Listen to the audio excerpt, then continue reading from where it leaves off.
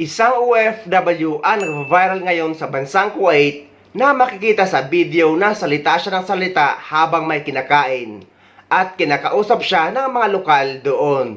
Siguro kaya nagkaganito si kabayan ay dahil sa stress sa trabaho at stress din sa pamilya sa Pilipinas. لا لا انا دكتور. اوكي دكتور.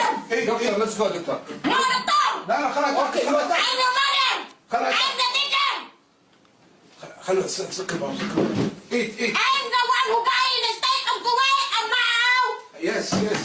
is rising from the dead. ايوه اوكي نو بروبلم ايت ايت ايت. استريح استريح خلاص استريح استريح استريح. هلا انا ساير. ايش تصير فيها؟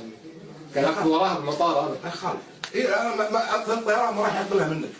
الحاله هذه ما راح يقبلها منك الطيران. ما راح ياخذونها. Base naman sa mga nabasa kong comment ay matagal na daw itong nangyari. At may isa akong napansing comment na base daw sa nakasabay niya pa uwi sa Pilipinas ay nung paglapag daw sa Pilipinas ay biglang naging okay na si kabayan. Hindi natin alam kung nagdrama lang si kabayan para makaalis sa kanyang amo. Pero guys, eto ang sigurado. Hindi biro ang makaranas ng ganito. Dahil totoong nangyayari ito sa mga OFW.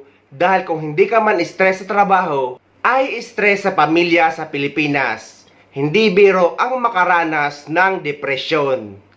لا لا انا دكتور. I am the doctor of all the اوكي doctor. دكتور. دكتور ليتس جو دكتور. No doctor. لا لا خلاص اوكي خلاص. I'm your mother.